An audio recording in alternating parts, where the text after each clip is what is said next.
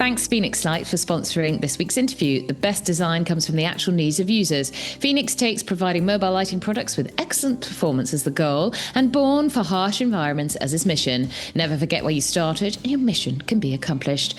Don't forget patrons can enjoy 10% off. You need to pop over to Patreon for that code, and all you lovely listeners get 5% off with the code TNT5. Go over to www.phoenixlight.co.uk. In for a treat this week. You need to not know the Lakeland 100 result. But perhaps, you don't know Jarlath's story, and also what a lovely guy he is. The nicest guy on the trails, Jarlath. The nicest guy on the trail. So it might read into a little bit more of his race if you perhaps saw him out on the course. We won't give you any spoilers. We will perhaps talk about him in the future episodes. I did see him. I got a high five. He led up to the gate, and I did see him out on the course again. It was lovely to meet him, and we're his biggest fans. I think he's one of our fans too, Gary. Who would have known that astrophysics professors would love the tea and trails twittering? Anyway, that's enough from us. Enjoy our chat with Jarlath.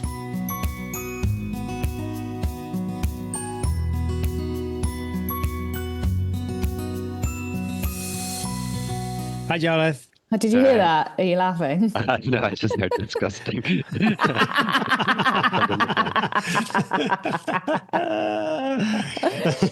Straight in the gutter, Jarlath.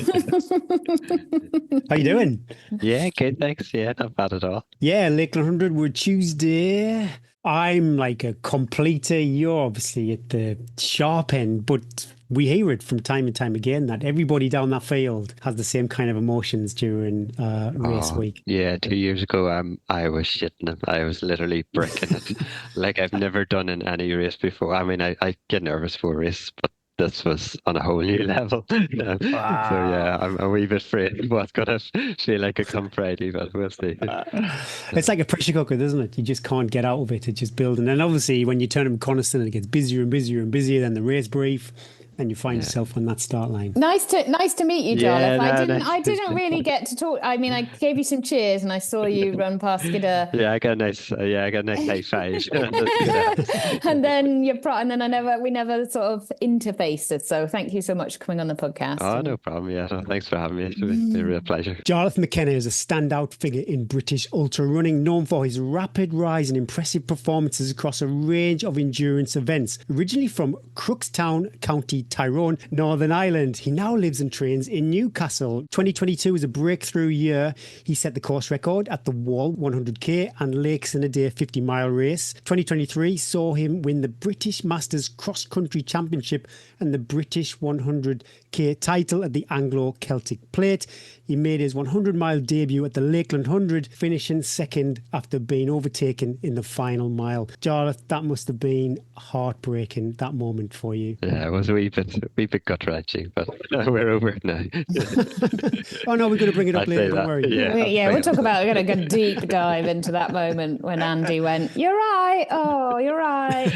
Oh, he just flew on past. Not even an arm. Outside of running, Jarlath holds a PhD in physics and works as a research funding development manager at Newcastle University, supporting academic staff in securing research grants. So how does that work? Say another academic comes along and they want to do some research and you basically try and source the funding. Yeah, that's pretty much it. So basically, most people, when they're doing research, they have to apply for external funding to do it. And it's so competitive out there so that basically universities employ people like myself to help people with their proposals. So it's just basically help polish them, structure it and stuff like that. That sounds like a lot of paperwork, Jarlath.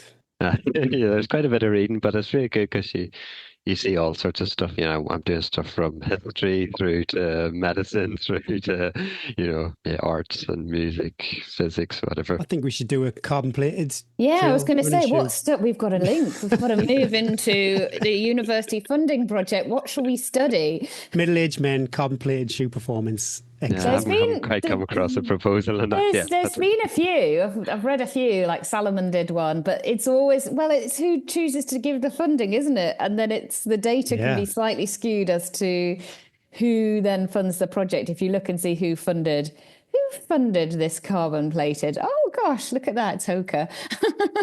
I did some testing once. It must have been a nutrition product, but I got the vibe if the results didn't basically do what the funders wanted it to do, which was probably a sports nutrition company, it never saw the light of day, unfortunately. He's not saying anything. He's like, I can't Silence. say silence.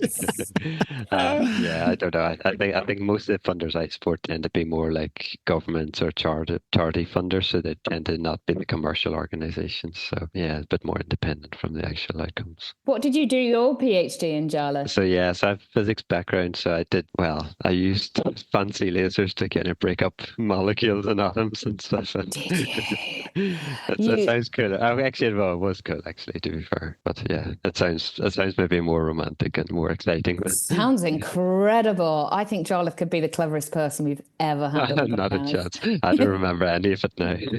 So a different career path. Could you maybe working on like the Hadron Collider or something like that? Yeah, potentially. Yeah, I mean, I wasn't quite working in particle physics, but it's not terribly removed. So yeah, perhaps could have steered myself in that direction. Oh, Kudos, yeah. Jarlath's story is one of persistence, curiosity, and a quiet determination that's now earning him recognition in the ultra community. AI intros, they keep smashing it. There's a lot of kind of negativity around AI, I think, with the songwriting community. But for these AI intros, I'm absolutely loving it. Well, thanks for joining us today, Jarlath. A warm welcome from everybody at the Tea and I love Trails the way you podcast. started saying this, Gary. Everyone at Tea and Trails, as if the production team behind us are just 50, how many today in the office? A good 60. I see the odd cup of tea getting handed. Yeah, it's the production team. Camera left. This is Strange Time of the Jarlath. We're talking to you the week before the Lakeland 100 or the week of the Lakeland 100, but this episode is not going to go out until after the Lakeland 100, so maybe it's like a bit of a crystal ball into how the weekend is going to unfold.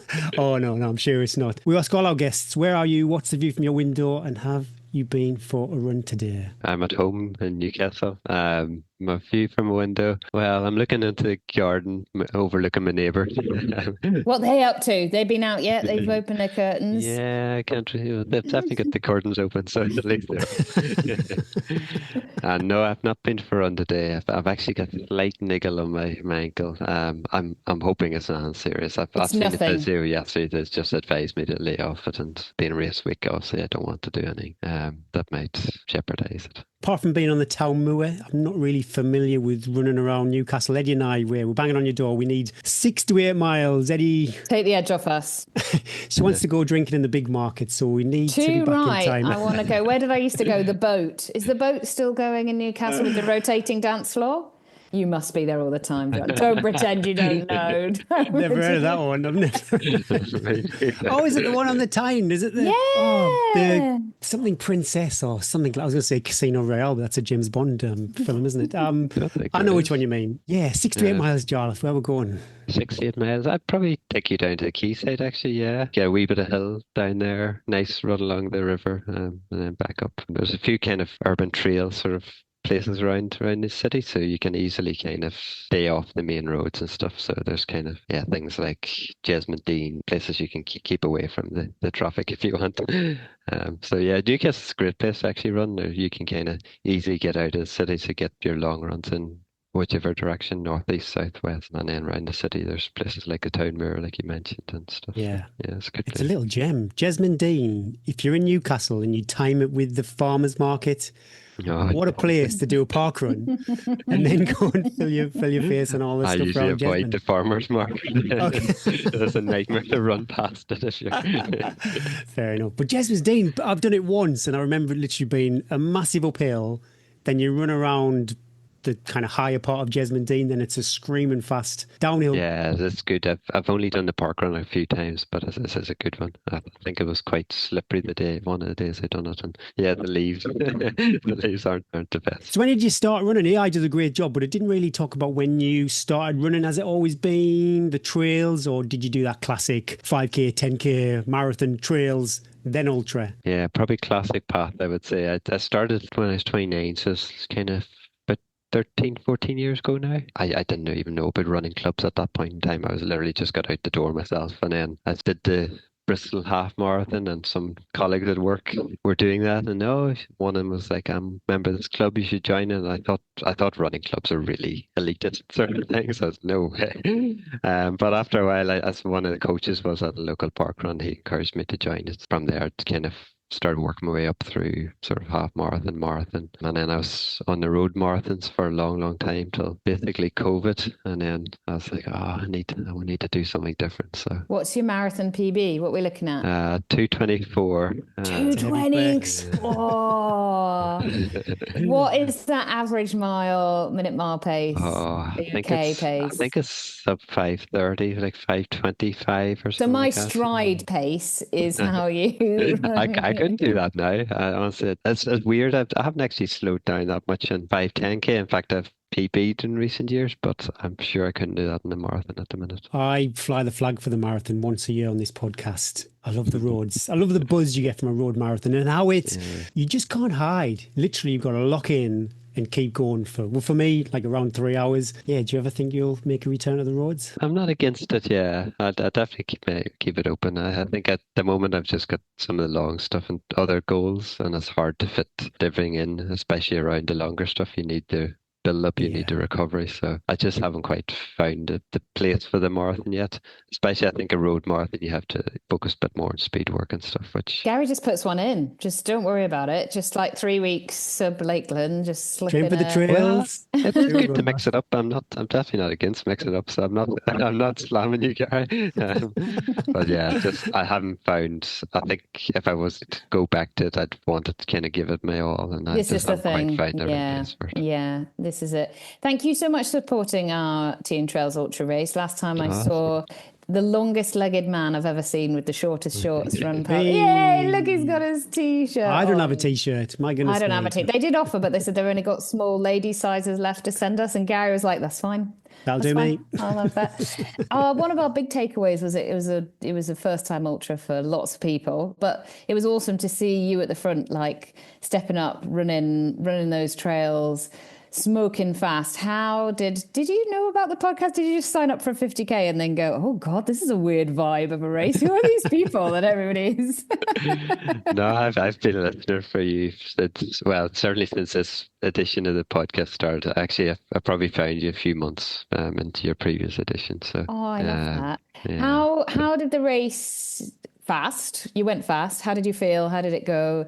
Was there a sneaky time penalty in there? What were you up to? Naughtiness on the trail? Yeah, I mean, the race went generally pretty good. Set off, and I kind of knew quite early on that I was sort of on my own, but that was fine. I was kind of actually quite relaxed about it. I wanted to use it partly as a training run, like for Lakeland, but obviously still give him a best shot. And yeah, I was feeling good. Had a wee bit of a fall quite early on, but I was okay. Just bruised my hip a wee bit, but it's fine. Yeah, so overall it went pretty good. And then I finished across the finish line. So I've done it under 5 hours, which I kind of had in my head. I'd racketed it a bit before, and it was a wee bit over 5 hours, and I thought I can probably try and get under 5 hours. And then she was like, "Oh, you missed the first checkpoint." And so, how did you miss the first? What did you do? Oh, well, there was a GPX file, and I'd followed it for my Iraqis and stuff. I didn't realize till after the penalty and stuff. I looked back; they changed the GPX a couple of weeks before. They updated stop it! And the first checkpoint, it just deviated just off. I mean,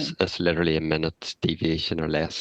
But actually it was a wee bit annoying because I was looking for the checkpoint because I was hoping to fill my water bottle, and I was like, okay, this is rubbish. This is the worst ultra. Well, I did think, have they not set themselves up right? Are they not even ready?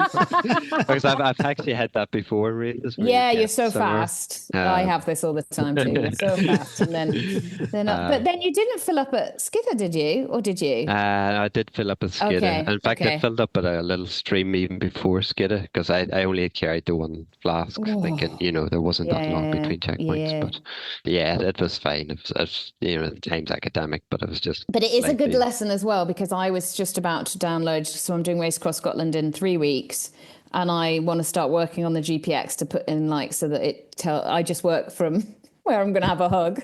Next hug, 8 miles. Come on, Eddie.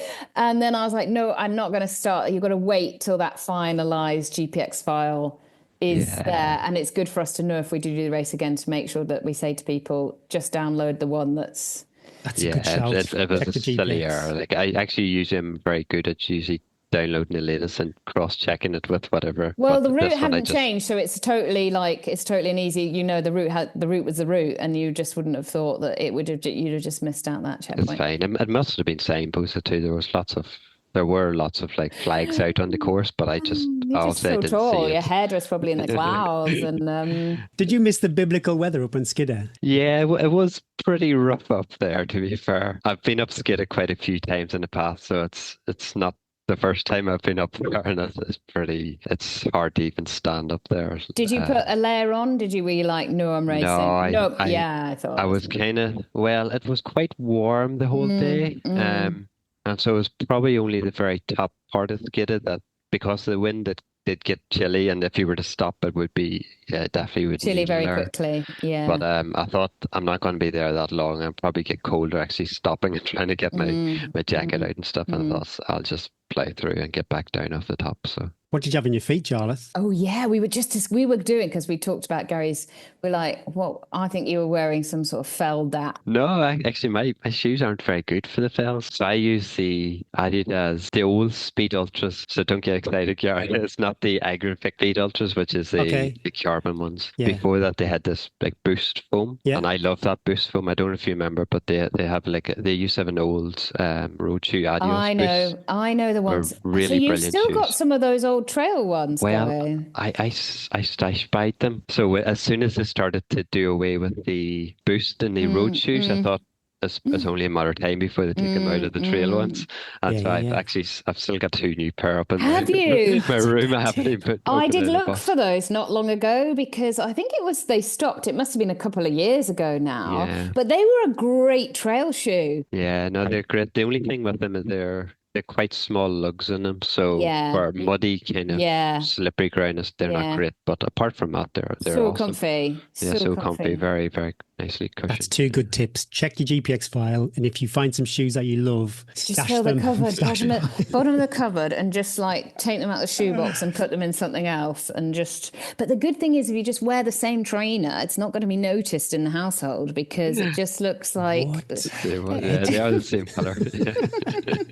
Can we just rewind a bit before we look forward? You might not be ready. You might not want to do this race week, but I'd like your side of the story because we did talk to Andy Berry on 2023. You probably listened about his Lakeland 100 and when he came past you right at the end of the race. Can we hear a little bit about it from your side of the story? What that was a blow up. If you're going to blow up in a race, you did that. I'm proud of that. Sensational. Yeah, especially my first 100 miler too. That's what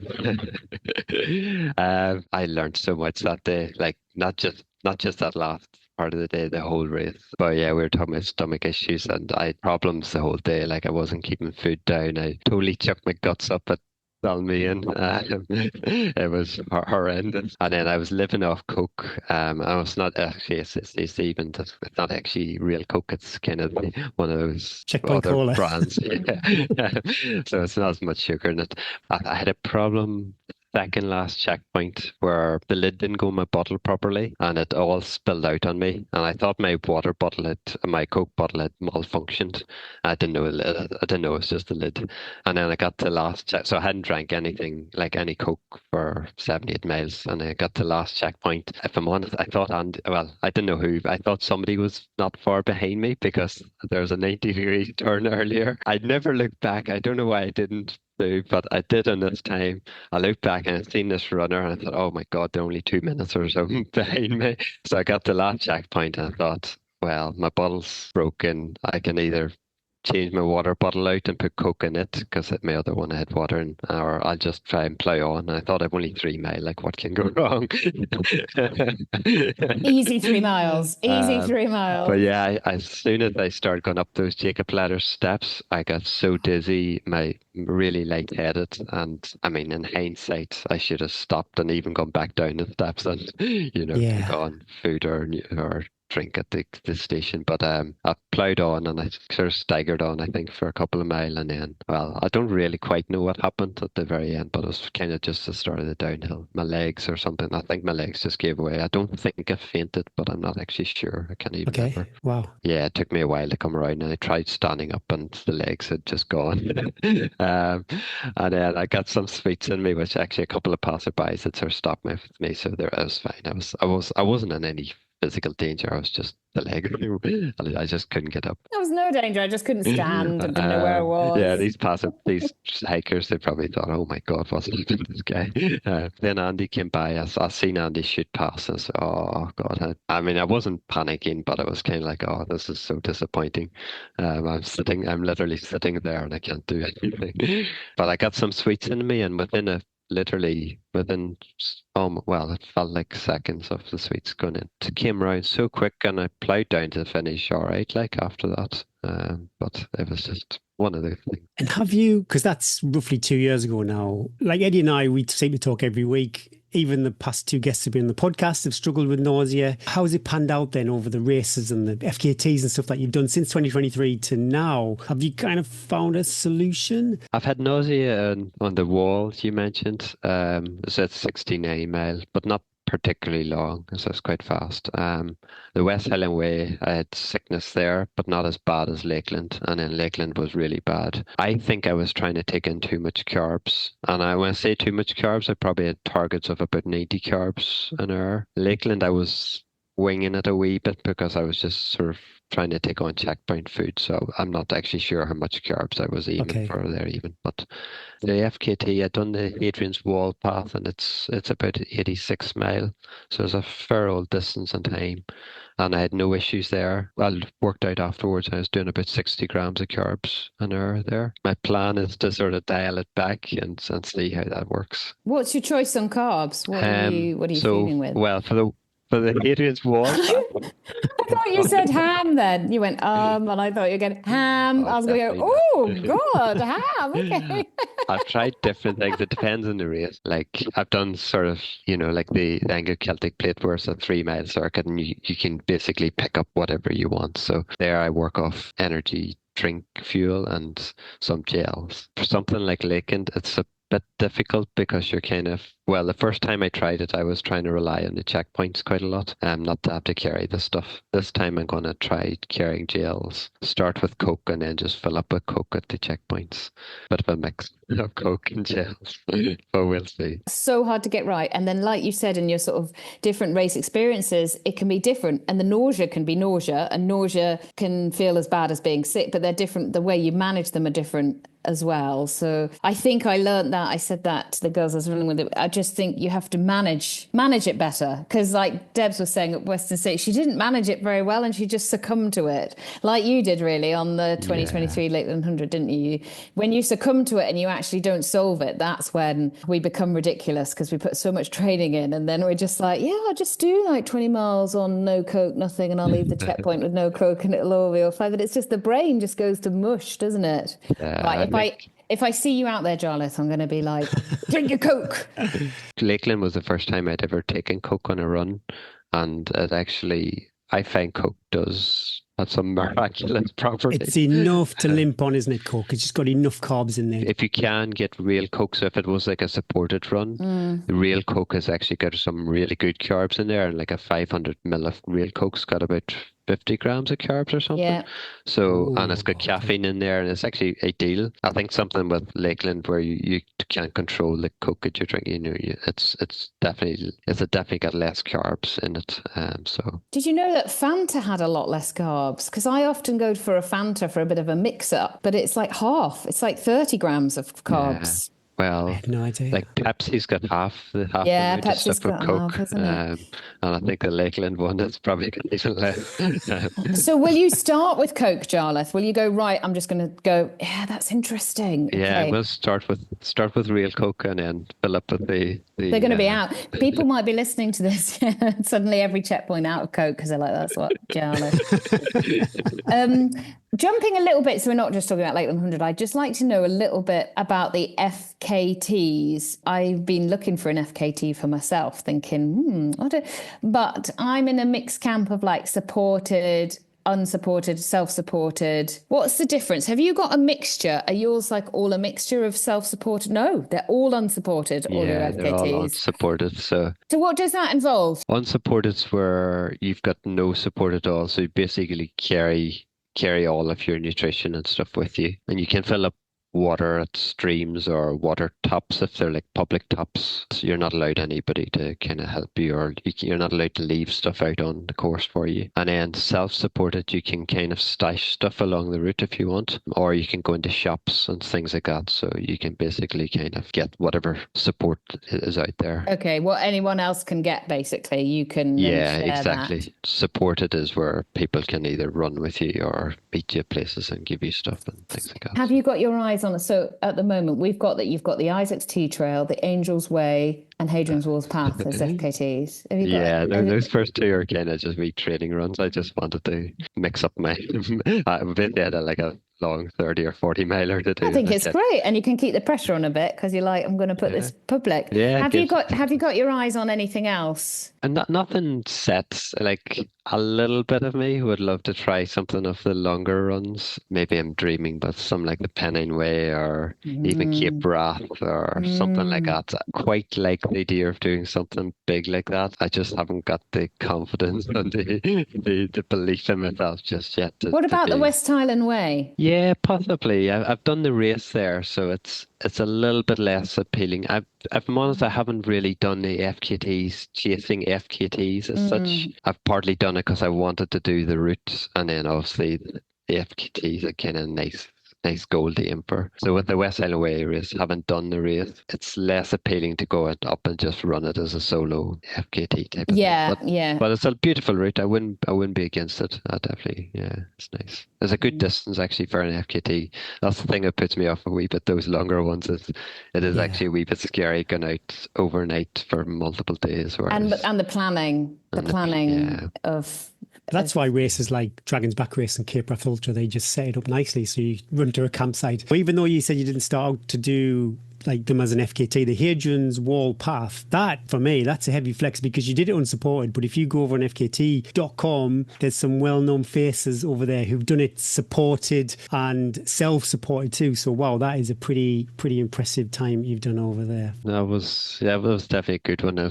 I feel like there's more to be had in that though. I didn't set a date and aim for that date and build up towards it. I kind of just like, oh, actually, I've got a free weekend, and I snuck it in that sort of way. So I think actually if I prepared for it, like if it was an FKT attempt, I think I could actually probably do better. Lakeland 100, then the Lakeland 50 in 2024. Why'd you keep going back to that race? I did the 50 because they gave me a free place after the 100. And I'd done the West Island Way, so I knew I wouldn't be in shape to be able to do the 100 again. I don't want to say it didn't go well. It actually went. I'm super proud of my Lakeland 100 from a couple of years ago, but just the way it finished just left me something to want to try and go back and just feel like, not sit down with a mile to go. So, that's kind of why I'm keen to try and go back to Lakeland 100. And it's a brilliant race weekend, as you know. It's a wonderful community and atmosphere, and makes you feel special. So it's up to you, isn't it? It's up to you what your barometer of success is. Yes, the hundreds and hundreds of people behind you would swap with you in a heartbeat to finish second, but like you say, maybe a little bit of and to be honest, obviously I'd love to win it, but I don't even think the placing is my barometer for success there. I kind of feel it depends who else shows up. So, I could have the race of my life, and if somebody else is quicker than me and shows up, fair play to them. So I don't take second place as the feeling that, I didn't win it. It's more just didn't go to plan, and I was sick.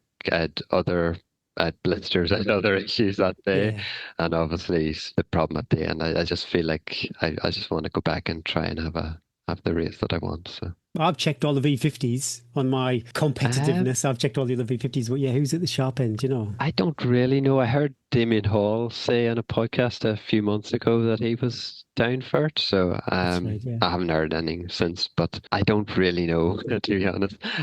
I could look through an entry list and I don't even think I'd recognize people's names anyway. I'm not so clued in. That's not really my approach either. I kind of just want to go and run my own race, and I'll finish wherever I finish. So I'd actually quite like there to be other people there so that I can kind of run with and stuff. It kind of definitely makes it a different experience. I've put it out there quite often that I'm hoping to get under 24 hours. So for me, these events are always a bit of a time trial, and I try to monitor my efforts.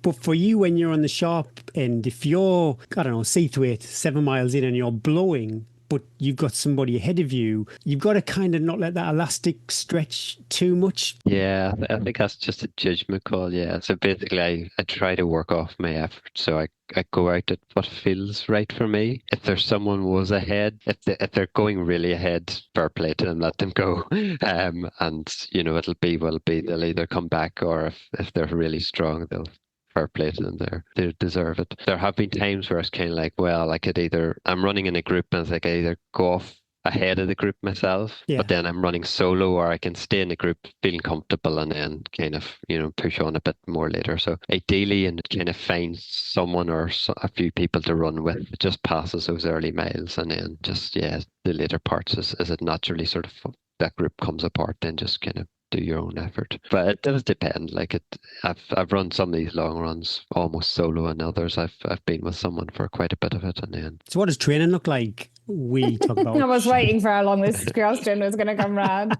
He led you into it. Yeah. But really, yeah, your training plan would do. Yeah, basically.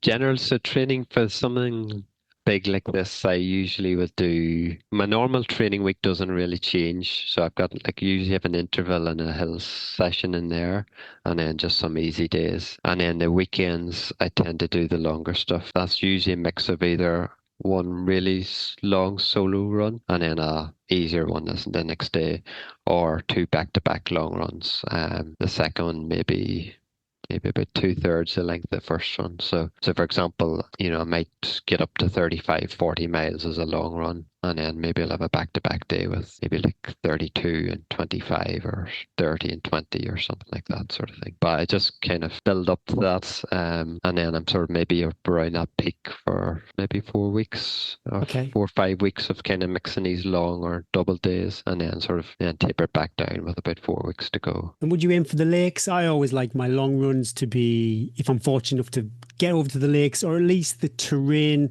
kind of mimic the elevation to distance ratio of the event that I'm doing. Is that something that you look at too? I don't bother too much. I do a lot of my running on the roads, partly for convenience. I live in the city and it's just easy for me to go out the door, and I've got family and stuff, so I don't want to eat too much into my days. For something like Lakeland, I will deliberately try to get in some days in the hills. And when I say some days, if I can get 3, 4, ideally, that would be brilliant. The T and Trails Ultra was kind of one of those days where I kind of was using that partly as just get used to running in the hills. So I haven't been in the hills at all since the T and Trails. Just my wife's been away. And how'd you get your vert in? Do you ever go on the treadmill or anything like that, or do you just not worry about it? I don't just worry. Raw speed, you're like, I got 6 foot legs, so no need to worry. No, I really don't worry too much about the vert.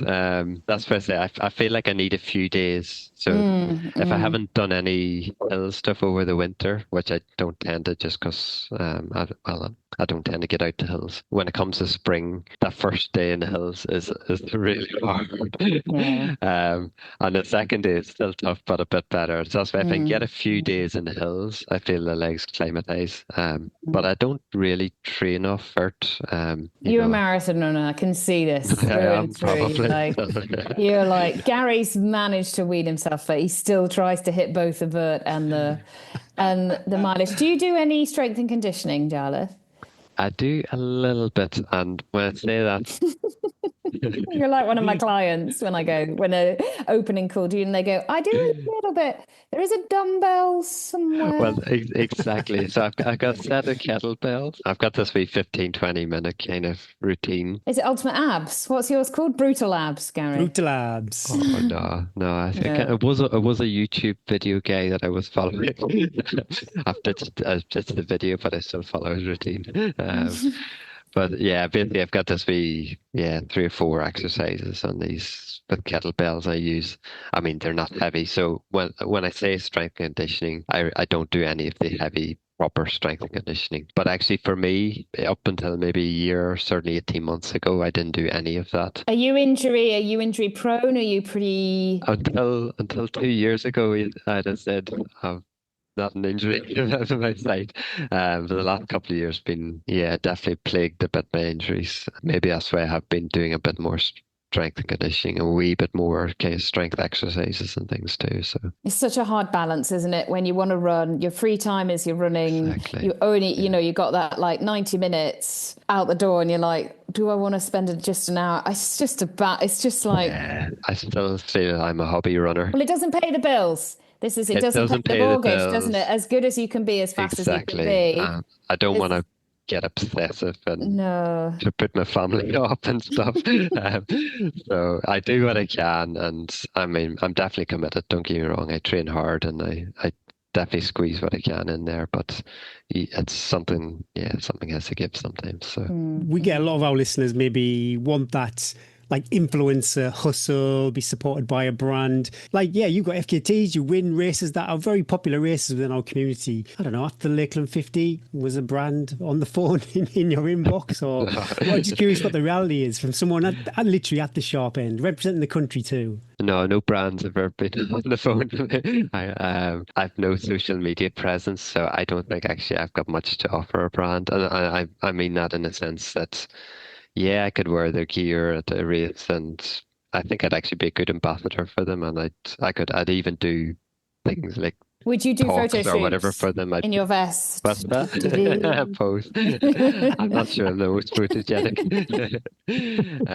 But no, I think maybe I'm naive, but I get the sense brands probably need that following and that kind of audience, and I don't really have that to offer them. You've got to have the time, and we've had a few offers of stuff like that. Just not the time. We can always make time, can't we? We could always make time to do the kettlebells if we wanted to, but you've got to have the inclination. And if you don't have the inclination... I figure there's lots of people out there who actually enjoy it. Are better at it.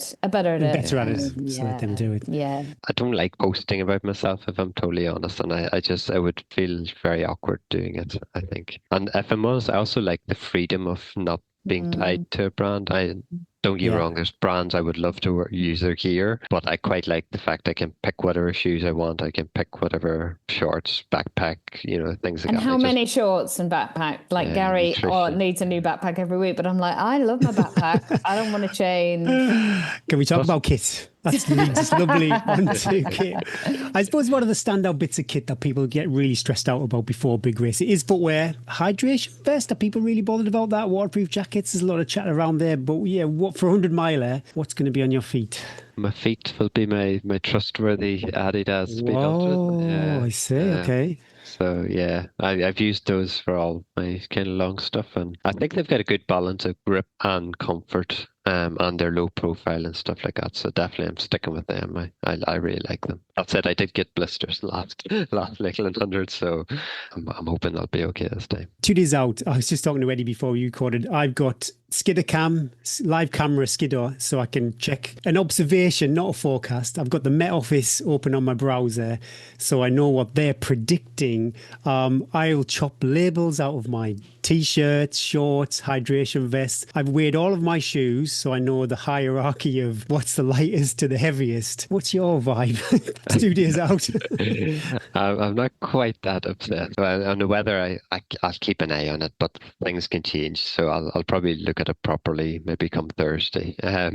But I've a rough idea of what it might be like there, but anything can happen in the lakes, especially even different parts of the lakes. The last time I done Lakeland, people were talking, these big storms when we were going over like Seals Pass and stuff. And I was like, didn't see any of it.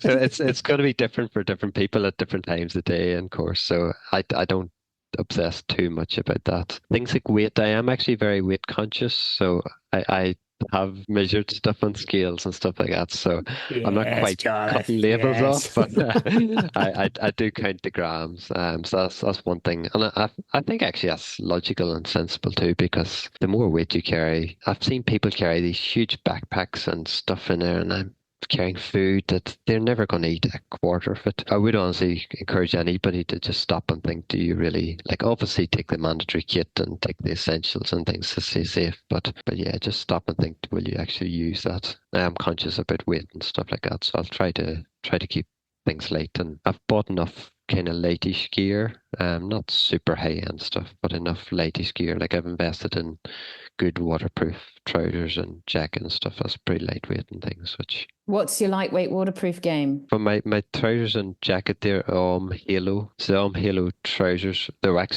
rubbish trousers. They're about an inch too short for me. It's impossible to find. Yeah, do you need small two waist, pairs? long leg things. Which I thought would be 99% of male runners as well. Yeah, it's ridiculous. So yeah, you either go large and you get the length right, or they're falling off you in the A bit waist. lighter though. You've probably 10 grams. So just your ankles are fine. You don't care. They're going to be wet anyway. But I mean, I would have to be actually in an emergency to put them on. So I'm literally. You and Gary are so similar. I've run with Gary in near on hypothermic, and he's been like, I'm not covering these legs up. You never know who he could bump into. And then I've got the Halo jacket as well. And actually, obviously, I wouldn't wear it in wintry conditions or where it's bad. But for something like, now in the summer, it's going to be warm and stuff. So if you do have to put it on, it's lightweight. And I'm looking at it now. I'm looking at it now, Jarlath. It's good, yeah. No, so I've wore that jacket quite a bit actually. And what's your stress levels like? When do you head over to Coniston? Well, this evening we're actually heading over to Keswick. So actually, where you hit the Tea and Trails Ultra, my parents-in-law have like a second home there. Didn't get offered a shower. That's a bit rude. I did actually go home for the shower.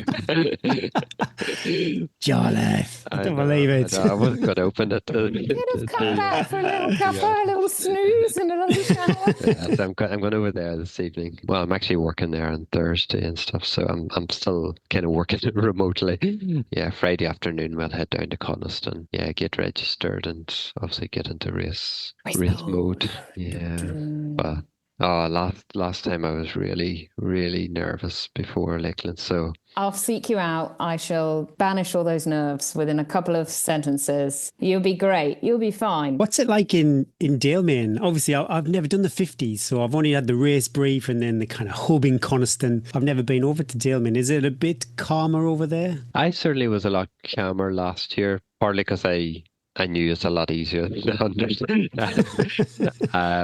Last year it was tipping it down quite a bit on the way over, and so we kind of got to start, and it was kind of almost stay huddled and try to stay in the bus for as long as you could. It was quite a nice atmosphere because the 100 runners were coming through, so you kind of cheer them through and stuff. And then I was getting race ready, kind of using the toilet and stuff like that. So I think with the 50, they started in waves. So if you want to be at the competitive end, you need to kind of get yourself in the pen early. So I kind of was just mindful of getting properly warmed up and stuff in good time and just getting ready to go. But yeah, it's a good atmosphere, and yeah, really nice running around the park before you head out onto the same course as the 100. Before we let you go, Jarlath, we've got a quick question from Ian Macken, one of our patrons. He completed the Tea and Trail 30k, the only MV60. Kudos, a couple of weeks ago, enjoyed it.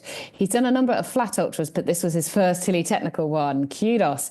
He'd welcome Jarlath's view about whether the 50k is a big step up in difficulty and skill needed compared to compete a 30k. So we've obviously got knowledge of the route. You've sort of gone up through the journeys as well of increasing the distance. Yeah. I think they're a logical I think they're a good step up.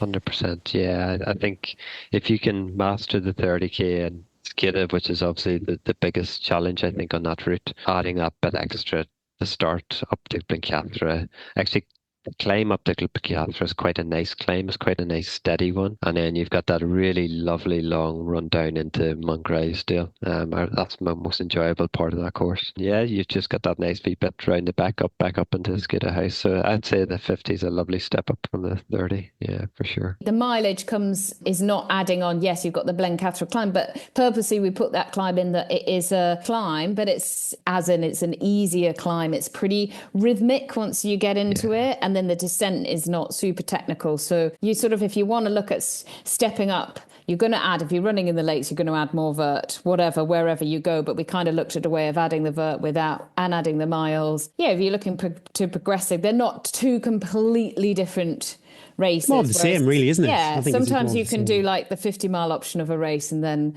the 100-mile is complete, like it's a different beast. In the Tea and Trails, you have got a good checkpoint as well if you find it. So you're fueling, you're not looking at adding an extra like 10, 12 miles on without any support. You have got support halfway through that. Jarlath, every week we share our guest's favourite workout of the week. You know, because you're a big fan. You've probably done all the workouts. What was Debbie's last week was the chunky tempo, 3 by 10 minutes. What's your favourite go-to? You said you repeat the same week. I do. So I'm going to give you my secret my secret interval session. So no, I'm a big fan of pyramids. So I've got a set pyramid that it's my default, and you can adapt it a wee bit, but it's a 2 by 2 minutes, 2 by 4 minutes, 2 by 6 minutes, and then 2 by 4 minutes, and then 2 by 2 minutes. That's 36 minutes total effort. How much recovery are you doing? So after the 2 minutes, I do a minute, so 60 seconds. After the 4 minutes, I do 90 seconds. And after the 6 minutes, I do 2 minutes, so 120 seconds. And what sort of effort are you doing on these? Well, I'm pushing it. I'm not killing myself, but I'm definitely pushing it. So I've not got much left. I never kill myself now. I do feel you need to actually come out of those sessions still having something in the tank for recovering and the rest of the week and the long runs and stuff. Do you find now as you're coming down off that pyramid, you're running better coming down off it than going off? Yeah, I do. Yeah. And actually, I've got this sort of loops around the housing in particular. And it's just over, well, it depends how quick I am, but it's just over 6 minutes. Or sorry, just under 6 minutes. So I can tell you how far I get on that loop as to how well my 6 minutes gone. But I actually usually find I'm quicker on the second 6 minutes than the first. So I think it actually the body takes a wee bit of time to warm up. Great thing with that session is you can adapt it. So you could do it 1, 2, 3, 4, 5, 6, 5, 4, 3, 2, 1. Or if you don't want to do 36 minutes, you could dump Just one in do it 6 minutes and you make it a can 30-minute, or dump 2 of the 4s and make it something shorter. So it's very easy to adapt it and be flexible. I'll be dumping the 6s straight away. I'd enjoy the 6s. It's the 2 minutes. The first 2 by 2 minutes I'd be very nervous about. I'd be like, oh my God. The first 2 is horrible. Like I actually, because I know where I should get to in my first 2. The others I don't really know apart from 6 minutes, but I know where I should get to in my 2, and I know when I'm feeling very leggy. Yeah. I think I'd attach Lindy for the first 2 minutes. I'd be like, Lindy, we'll do this one on the road and then I'll let you off the lead. Quick 5 time. Would you prefer 10K, well, it's roughly, isn't it, Northeast Harrier League fixture, but yeah, 10K filthy cross-country course or a pancake, flat, vapor fly crushing 10K up and down the quayside? Oh, that's tough. I definitely go to cross country because I love cross country, but I don't mind a nice flat. What's your favourite fixture for the cross country? Oh, Annex definitely. Yeah, not just because it's usually a season ending, but it's a beautiful course. It's got a wee bit of hill and stuff in there, but not too serious, and wee bit up through the woods. The castle overlooking you, that's a good atmosphere. Is it pretty special? I like Thornley, but again, that's just because it's super close to me, and it is absolutely the gnarliest and filthiest cross-country course. Yeah. But Anik for the backdrop with the castle, it's sensational. Next question is, we all know one of the Geordies' 5 a day is a visit to Greg's Bakery. But what is your favourite item on the Greg's menu? I'm probably a sausage roll person. Actually, on my normal morning run route, it goes very close to the Greg's factory, and when the wind is blowing in the right direction, you can smell delicious. But no, I do like the sausage rolls. I'm sure they do a Greg's. Is it an FKT or as many Greg's as you can do in Newcastle in a certain amount of time? So you've got to go to a Greg's and then eat a sausage roll and then run to another one. I'd seen that. Yeah, I'd seen that in the Chronicle. Yeah. Some bloke had done it. His carbs were so much higher than how much he'd burnt or something. I can't remember what it was. That's the dream. That's what I want you at the end of Lakeland, Jarlath. More Coke. That's what happens every time I go to a park run. I've done 3 miles, but then I'll eat a big slab of carrot cake or something and a big latte. Do you remember this? What your 2024 Lakeland 50 call sign was? Or did you not even give yourself a call sign? Oh, No, I did. Auto Boy, I think it was. Yeah, I was gonna say. Actually, so you asked me earlier what I did my PhD in, and I was using these really short laser pulses, and they're attosecond laser pulses. So that's where my name came from because I used to work in a lab that was attosecond lab, and we were known as the Auto Boys, and Brilliant. our team. Ah. It's like a physics pop band. I absolutely love it. What was the last film that you remember watching? It doesn't have to be the last film you actually watched, but yeah, just the one that you remember. Well, actually, I watched the Minecraft movie at the weekend. What was it like? My kids are a bit too It's you're good. old for that now. Well, it's my second time watching it. Oh, wow. Not by choice, I should say. No, actually, the first time I seen it was in the cinema, and it's dead good. Like I enjoyed it. And then my parents-in-law and sister-in-law, they run this in their local village. They have this like film club thing, so they put on this film like once a month sort of thing. So Did you have a little snooze? I'd have been like, I've seen this. Here we go. well, I thought that, but actually, I got back into it again. So, So admire you for that. That's good It's a mark of a good film, dedication. that Yeah. passes the snooze it's test. all right. It's definitely watchable. Out of all the challenges and races that you've won, trophies, is there a bit of race bling that, yeah, just shines a bit brighter than any of the others? Probably the West Island Way plate last year was the best bling I've won. I mean, I didn't get to keep it, so I had to give it back. But it's just really nice, iconic plate, and it's got all these stars from down through the ages engraved on there. People like Rob Sinclair, who's got the course record, and these really kind of people you sort of look up to. So yeah, that was probably a special trophy to take home with me. Yeah, that sounds special. Love it. Instagram story music time, Jarlath. Every week we share the podcast over on Instagram. You get to choose the song that we put to our Instagram story music. It says a lot about a person, their Instagram story music. Oh no! What's it going to be? Instagram. He's never going to see it, so he's like, Actually, I picked a song, and well, I hope not to embarrass her, but I've picked one for my wife because she puts up with a lot of my running. we've never had that before. You are the nicest person we've ever had on the podcast. So she's really into Daddy Freya. They're kind of known from the Eurovision Icelandic band. Well, it's basically this lead singer actually, but they've got a song "Think About Things." So yeah, I've picked that for my wife. Is she on Instagram? She does, yeah. So this will be a surprise. Maybe we could tag her in. What's her tag? It's a data breach, Eddie. Don't share it. Oh yeah, okay. Don't share it. Just tell us it. Tell us what it is. I have no idea. Oh, okay. We'll find her. I don't follow her. I'll get my teenagers on it. They'll find her within 2 minutes. They'll find all your personal data. It's fine. Oh, Jarlath, if I don't get to give you I don't know if you're a hugger, but whatever. If I don't get to say high five before the race, I hope Lakeland 100 is everything, an adventure, everything that you've been training hard for. If the nausea bus comes and you jump on board, I hope you can quickly punch your ticket and get off and you have a good run. Hopefully see you running through Ambleside. If Gary comes past you, I'd just drop out. Sad times.